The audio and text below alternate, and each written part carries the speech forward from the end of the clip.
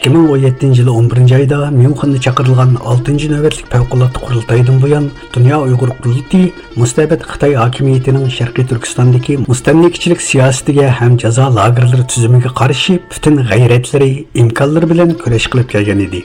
Dünya Uyghur Qurultayıning Birleşken Devletler Teşkilatı, Avrupa İttifaqı, Amerika Kongresi ve her qaysi devletlerinin hükümet hem parlamentlerinde ilip bağlan tinimsiz faaliyetlerinin neticesinde Sharqiy Turkiston meselesi tarixdagi har qanday davrlarga qaraganda bugun dunyoga keng tonilgan, xalqaro matbuotlarning kuchli diqqatini tortgan, g'arb demokratik davlatlarining jiddiy istoshligini qo'zg'agan bir masala holiga keldi.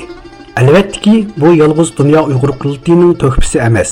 Muajiratdagi barliq Sharqiy Turkiston tashkilotlarining vatan millat yo'lida ajrlar sarf qilishni xohlagan yuzlagan fidokor qarindoshlarimizning to'lagan badallarining ham mahsulidir. Halbuki bizning shu qadar ko'p mehnatlar sarf qilishimizga, masalamizning xalqaro bir masala holiga kelishiga qaramay, Xitoyning jazo lagerlari ham mavjud bo'lib turmoqda va mazlum xalqimiz mislsiz ig'ir zulmlar ostida qonsor yig'lamoqda. Bu hal Dünya Uyghur Qurultayıning zimmasiga tushgan vazifalarning salmog'ini zo'r darajada orttirmoqda. Bu filmda Dünya Uyghur Qurultayı xodimlarining 2019 yili 1-iyundan 2019 yili 26 noyabrgacha bo'lgan oxirgi 6 oyda ilib borgan faoliyatlari ixchamlangan holda huzuringizga sunildi. Filmni biz hozirga qadar qilgan xizmatlarimizdan faxrlanish, mag'rurlanish uchun emas, balki kelajakda qiladigan ishlarimizga kerakli bo'lgan tajriba saboqlarni yakunlash uchun hozirladik.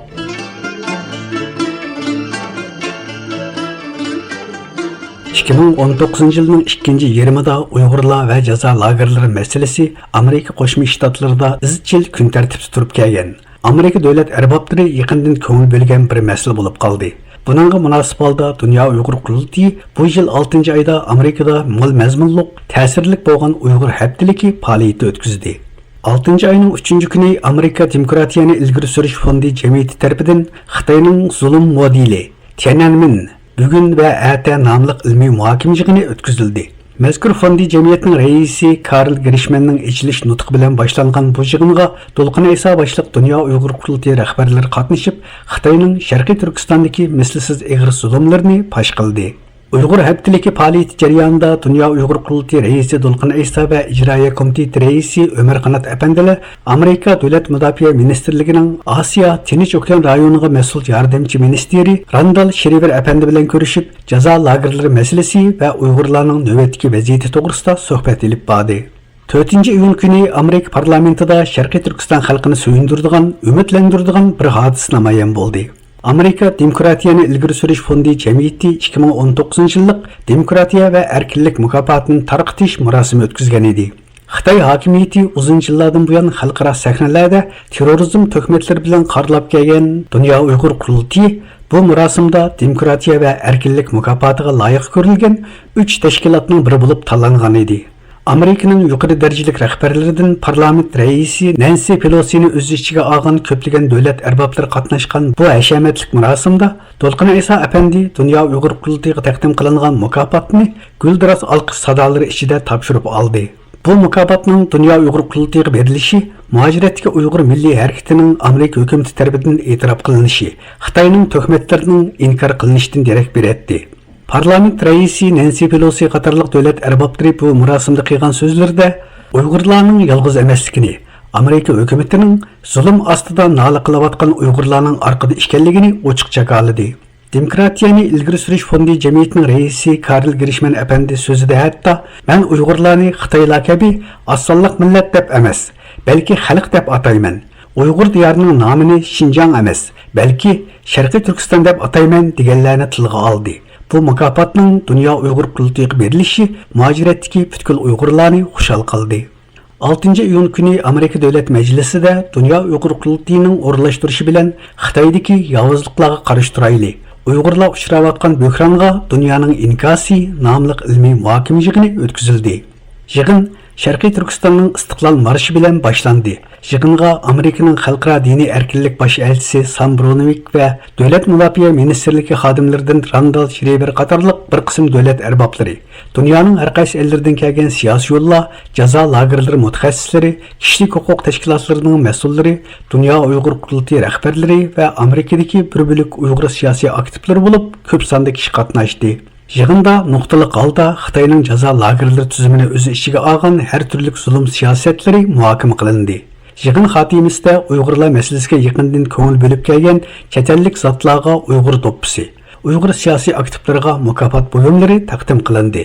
2 kun davom qilgan bu yig'inni Dunyo Uyg'ur qurultiyi bilan birga Amerikadagi Uyg'ur kishilik huquq qurilishi, Amerika Uyg'ur birlashmasi, Georgia Washington universiteti qatorliqlar birlikda tashkillagan.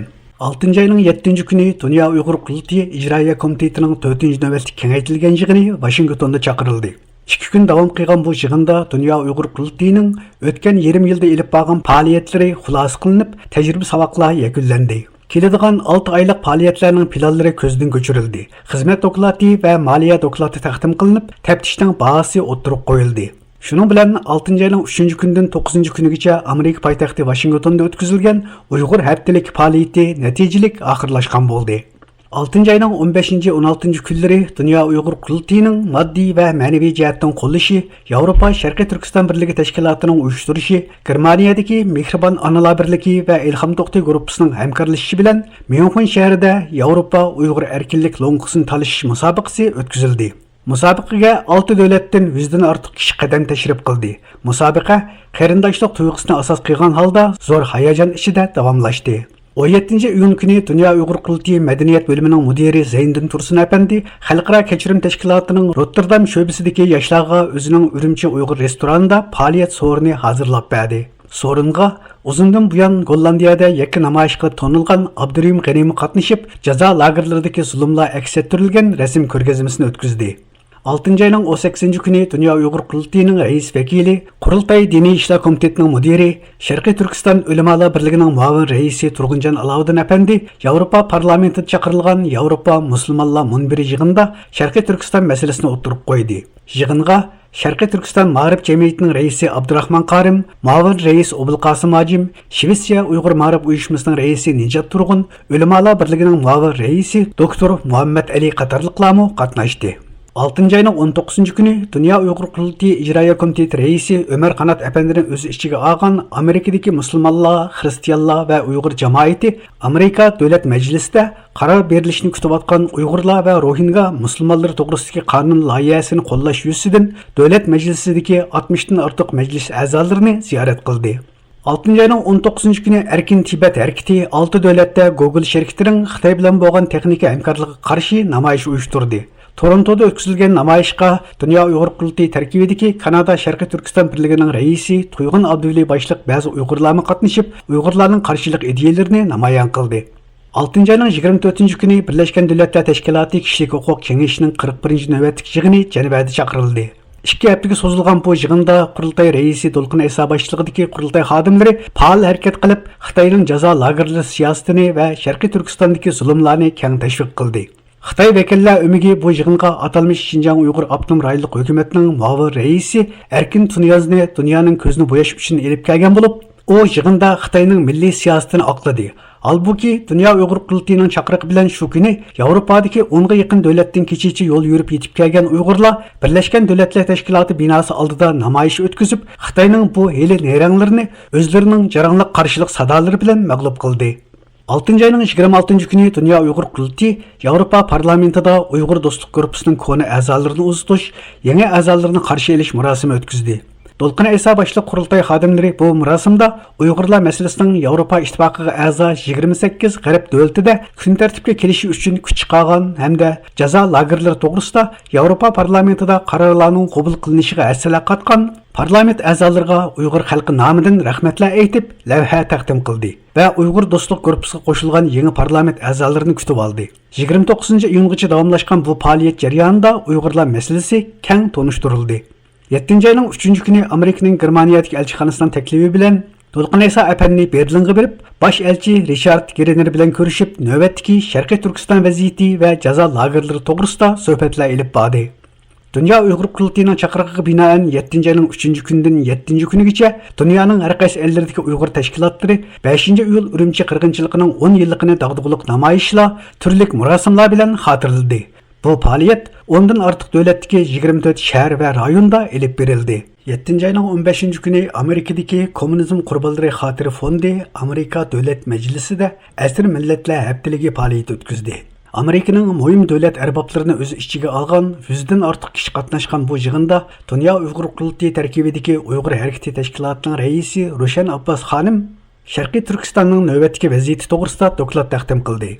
7. ayının 16. günü Amerika Dövlət Məclisində Uyghurlar Xitoydagi taraqqiyotga badal bo'lganlar nomli yig'in o'tkazildi. Yig'inga Amerikaning ba'zi yuqori darajali davlat arboblari qatnashib so'z qildi. Yig'inni tashkillashga Dunyo Uyg'ur Qurultayi tarkibidagi Uyg'ur harakati tashkiloti ishtirok qilgan bo'lib, yig'inda qurultay raisi To'lqin Aysa, Ilhom To'xtining qizi Javhar Ilhom, Kishilik huquqni kuzatish tashkilotidan Sofiya Richardson qatorliqlar nutqlar so'zlab, Sharqiy Turkistonning ig'ir vaziyatini, Xitoyning jazo lagerlarida Uyg'urlarga yurgizayotgan zulm siyosatlarini fosh qildi. 7. ayının 16. günü Amerika Tashqi ishlar Ministerligida diniy e'tiqod erkinligini ilgari surish ministerlar yig'ini o'tkazildi. 100'den artıq dövlətning ministerləri qatnaşqan bu yig'inda Javhar Ilhom nutq so'zlab, Xitoyning dadisi Ilhom To'xtiga va Uyg'ur millatiga selayotgan mislsiz ig'ir zulmlarni anglatdi.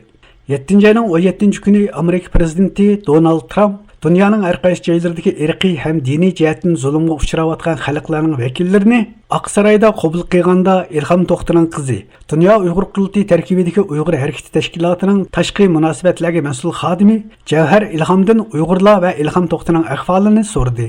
Sharqiy Turkiston Ma'rif va hamkorlik jamiyati qatorliq tashkilotlar tomonidan Istanbulda 13 iyul boshlangan Dunyo Sharqiy Turkistonliklarning qarindoshlik uchrashishi yig'ini 17 iyul oxirlashdi. Yig'inga Dunyo Uyg'ur Qurultayi muavin raisi Dr. Erkin Akram Farhat Muhammadi, ijroiya komiteti raisi Ömer Qanat, qurultayning rais vakili Turg'unjon Alovuddin, qurultayning Qozog'istondagi vakili Qahramon G'ojambadi, Sadriddin, Qirg'izistondagi vakili Ro'zi Muhammad Hojim, qurultay tadqiqot markazining mudiri Anvar Ahmad qatorliqlar qatnashib doktorlar taqdim qildi. 17 iyul Amerikadagi Tinchlik tadqiqot markazida Uyg'urlar uchrayotgan krizis va buni diniy erkinlikka qaratilgan dunyoviy harakatda aks ettirish nomli yig'in chaqirildi. Amerika Diniy erkinlik komiteti tarafidan uyushtirilgan bu yig'inga Dunyo Uyg'ur Qurultayi raisi To'lqin Aysa, ijroiya komiteti raisi Ömer Qanat, advokat Nuri Turkalla qatnashib doklad taqdim qildi. 21 iyul Angliya poytaxti London Islom madaniyat markazida Uyg'ur musulmonlari duch kelgan madaniyat qirg'inchiligi, xalqaro inkoslar va axloqiy majburiyat degan temada yig'in chaqirildi. Yig'inni Qudava Fondi jamiyati, Britaniya musulmonlar jamiyati, Angliya Uyg'ur jamiyati birlikda uyushtirgan bo'lib, yig'inga qatnashgan Dunyo Uyg'ur Qurultayi raisi To'lqin Aysa va rais vakili Turg'unjon Alovuddin apandilar Sharqiy Turkistonning umumiy vaziyatidan dokladlar taqdim qilib, kuchli diqqat qo'zg'adi. 23 iyul Dunyo Uyg'ur Qurultayi raisi To'lqin Aysa, muavin raislardan Dr. Erkin Akram, Farhat Muhammadi va qurultay bayonotchisi Dilshod Reshidlar xalqaro matbuotda Xitoyning Aqtoshlik kitobiga raddiya e'lon qildi. 23 iyul kuni Amerikadagi Musulmonlar Ma'rif tashkiloti tomonidan navbatdagi siyosiy vaziyatda mavjud bo'layotgan haqiqiy xavflar degan temada muhokama yig'ini o'tkazildi. Yig'inga taklif bilan qatnashgan Uyg'ur harakati tashkilotining raisi Ruşen Abbas xonim jazo lagerlari to'g'risida doklad berdi. 24 iyul Dunyo Uyg'ur Qurultayi raisi To'lqin Aysa apandi Angliya parlamentida uyushtirilgan Uyg'urlarning diniy vaziyati va jazo lagerlari to'g'risida guvohlik berish yig'inida qatnashib, Uyg'urlarning dardini anglatdi. Shu kuni Angliya parlamentida yana barliq partiyalarning birdek ma'qulligi bilan Uyg'ur do'stlik guruhi qurib chiqildi.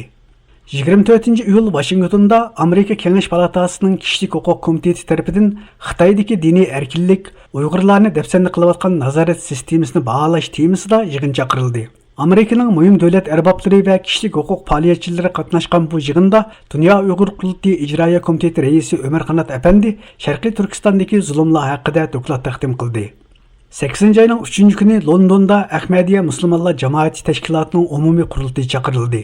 Qurultayga dunyoning har qaysi ellaridan 35 mingdan ortiq kishi kelib qatnashgan bo'lib, Dunyo Uyg'ur Qurultayi raisi To'lqin Aysa, qurultayning bosh taftishi Abdulla Ekim Idris, qurultay muhojirlar bo'limining mas'uli Mehmet To'xti, qurultay sahiya va ekologiya bo'limining mudiri Anvar To'xti, Uyg'ur harakati tashkilotining raisi Ruşen Abbas qatorliqlarmi taklifga binoan qatnashib, Sharqiy Turkiston masalasini anglatish fursatiga erishdi. 8 ayının 5. günü Amerika'nın muavin prezidenti Mike Pence efendi Dünya Uyghur Qurultayı İcraiya Komiteti reisi Ömer Qanatni o'z ichiga olgan Amerikadagi bir qism kishilik huquq tashkilotlarining rahbarlarini, musulmonlar va xristianlar vakillarini Oqsaroyga taklif qilib suhbat o'tkazdi. 8 ayının 14 günü Amerika Tashqi ishlar ministrligining qirg'inchiliklarning oldini olish bo'limida chaqirilgan yig'inda Uyg'urlar duch kelayotgan ziyonkashliklar va qirg'inchiliklar asosiy tema sifatida muzokara qilindi. Yig'inga Qurultay İcraiya Komiteti reisi Ömer Qanat, Dünya Uyg'ur Qurultayı maslahatchisi doktor Rishad Abbas va Uyg'ur harakati tashkilotining raisi Roshan Abbaslar qatnashib doklad taqdim qildi. 8 ayının 15 günü Yaponiyada her yılqidek 2. Dünya urushining oxirlashgan kunni xotirlash faoliyatlari o'tkazilgan bo'lib, Yaponiya Uyg'ur jamiyatining raisi, Dünya Uyg'ur Qurultayining Osiyo, Pasifik rayonlariga mas'ul vakili Ilhom Mahmud efendi bu fursatdan foydalanib tashkilot a'zolari bilan birlikda Sharqiy Turkistonning navbatdagi vaziyatini tonishtirish tashviqot faoliyati olib bordi.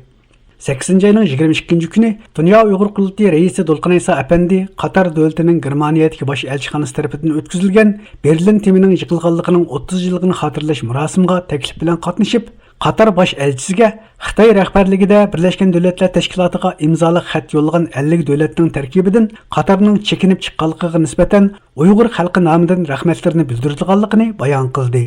8 ayının 26 günü Dünya Uyghur Qurultayı reisi Dolqin Aysa ve Qurultayı programı yetekçisi Peter Ervin efendiler Birleşken Devletler Teşkilatı'nın Cenevadagi merkezinde başlandıgan 42. nöbetlik kişilik hukuk kengişi yig'ini munosabati bilan Cenevaga yetib kelib, 28 G'arb demokratik davlatlarining rahbarlari bilan ayrim suhbatlar olib bordi.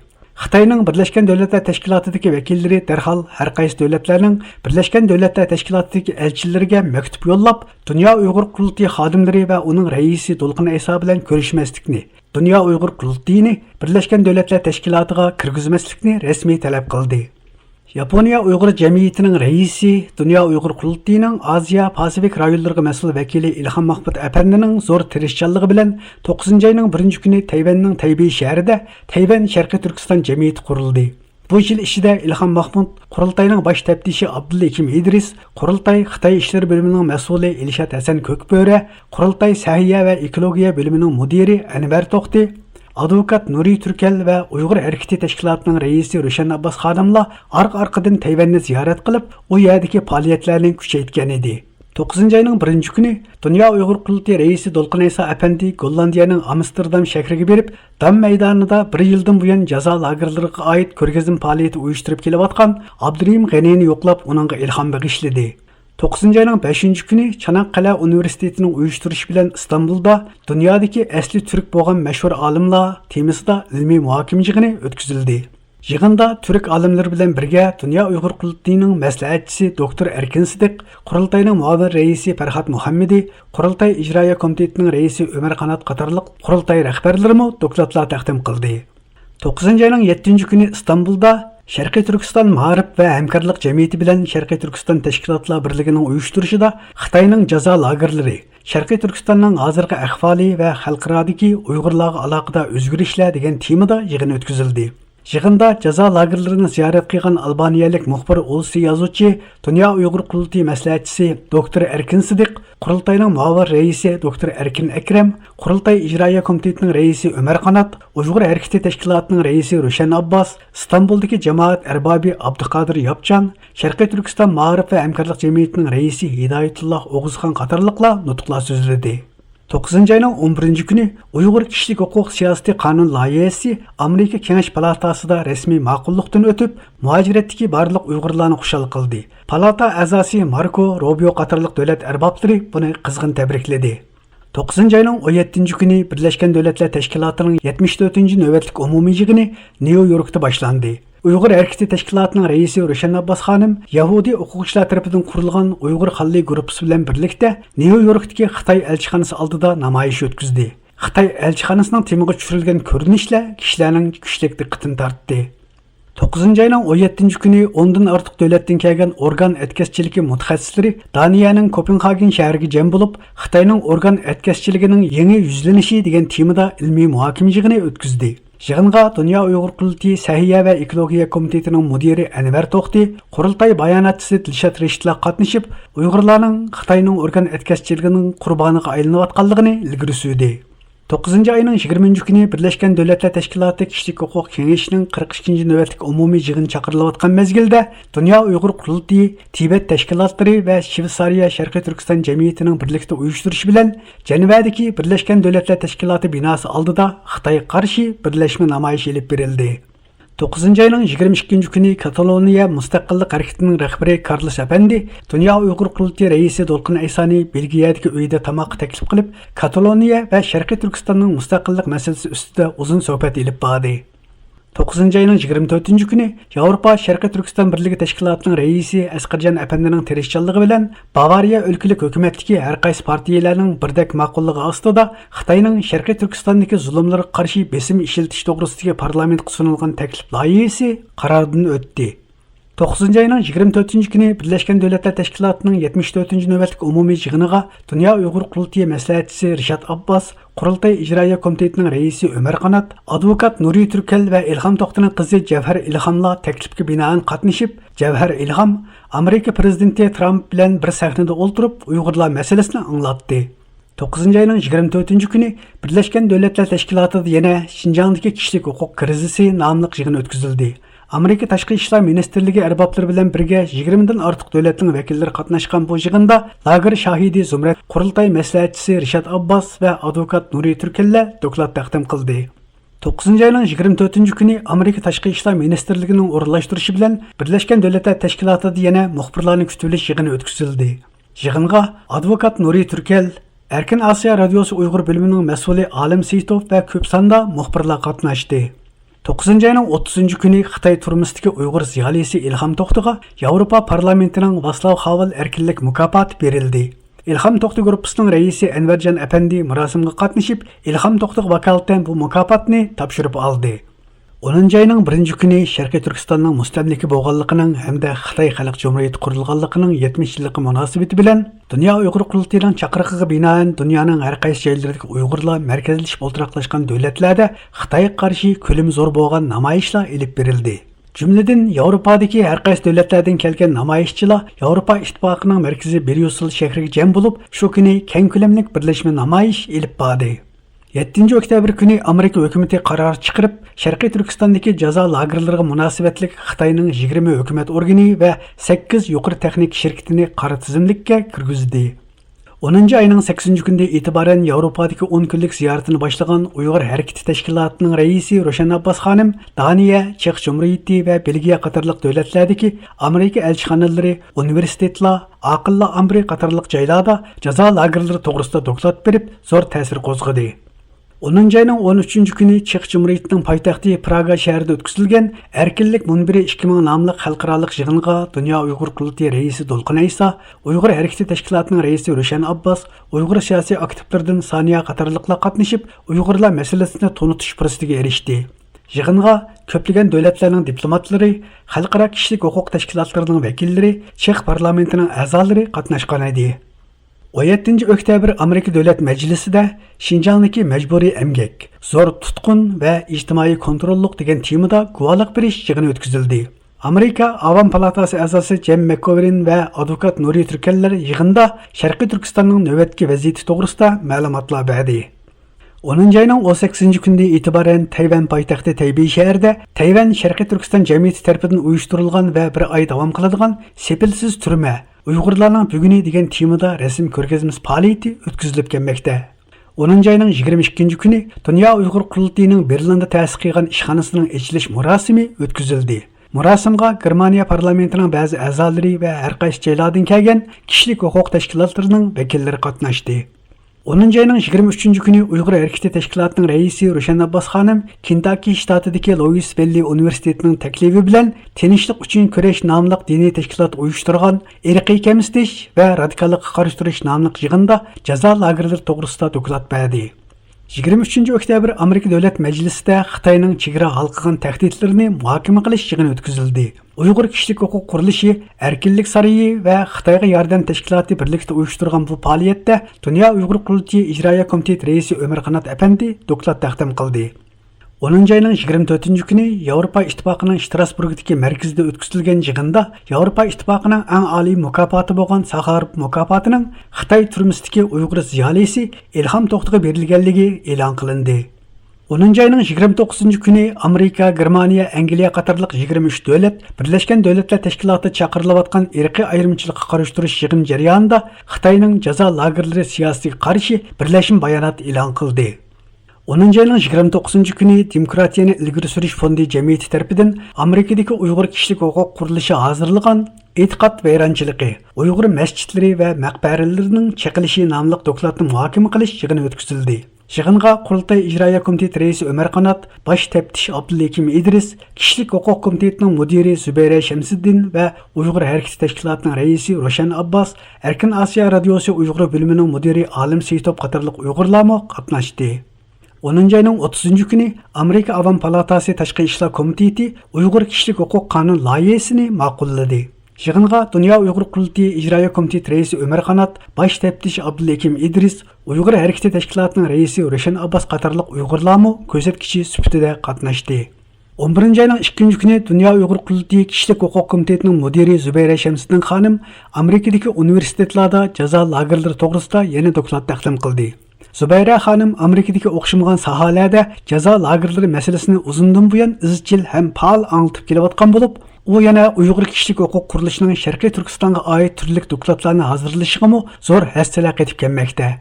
11 ayının 6 günü Yevropa parlamentida Vakalatsiz Millatlar Teşkilatı ve Sosyal Demokratlar Partiyasining birlikda uyushtirilishi bilan Uyg'urlar haqida ilmiy muhokama yig'ini o'tkazildi. Xitoy hokimiyatining Dünya Uyg'ur qurultiyi va uning rahbarlariga qilayotgan ziyonkashliklari asosliq tema bo'lgan bu yig'inda Qurultay kotibi Shehrzod doklad berib o'tdi. 11 ayının 7 gündən 9 günügacha Koreya poytaxti Seulda chaqirilgan Osiyo Tinch okean erkinlik yig'ini qatnashgan Dünya Uyg'ur qurultiyining Osiyo Pasifik rayonlariga mas'ul xodimi, Yaponiya Uyg'ur jamiyatining raisi Ilham Mahmud Apandi yig'inda dunyoning har qaysi ellaridan kelgan kishilarga jazo lagerlari to'g'risida ma'lumot berib o'tdi. 11 ayının 8 günü Berlin temi yıkılganlığının 30 yıllığı münasebeti bilen Berlin'de ötküzülgen Kürbir Dünya Liderleri Diyalogi yığınıga teklif bilen katnaşkan Dünya Uyghur Qurultiyi reisi Dolqun Aysa Efendi, yığın İşler Ministeri Mike Pompeo ve Germaniyanın sabık prezidenti Christian Wolup qatarlıqlar bilen görüştü.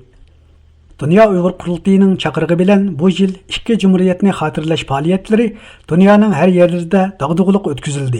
Bo'libmi 11 ayının 9 günü Germaniyanın München şehrida o'tkazilgan faoliyatning ko'lami va ta'siri nihoyat zo'r bo'ldi.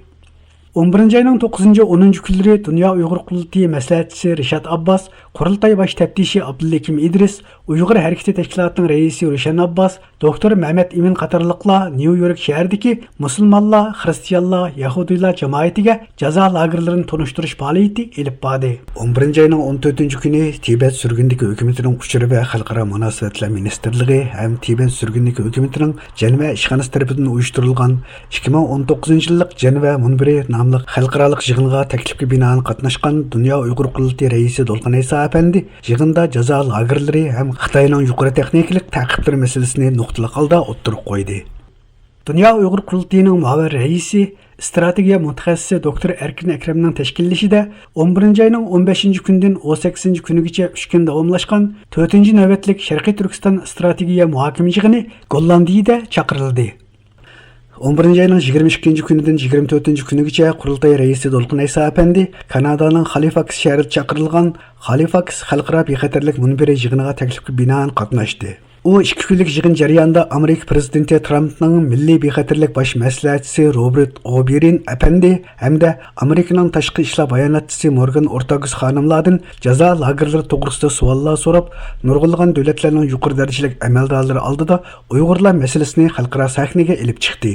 O yig'in asnosida yana Amerika dengiz armiya bosh qo'mondoni admiral Karl Schultes, Polshaning harbiy bosh qo'mondoni general Rajmonet Andrzejek, Gollandiyaning davlat mudofaa bosh ministri general Rob Bauer, Ukrainaning sobiq prezidenti Poroshenko, Amerika tashqi ishlar ministrligi bayonotchisi Morgan Ortagus, Amerika havo armiyasining muavin bosh qo'mondoni general Stephen Wilson, Rossiyaning sobiq bosh ministri va Ashkari Rossiya partiyasining raisi Mikhail Khodorkovskiy, Kanada Halifax xalqaro bexatarlik munbirining raisi Peter Van Praag, Ukraynaning davlat mudofaa ministri Andrey Zagorodnyuk qatorliqlar bilan ko'rishib, zo'r ta'sir qo'zg'adi.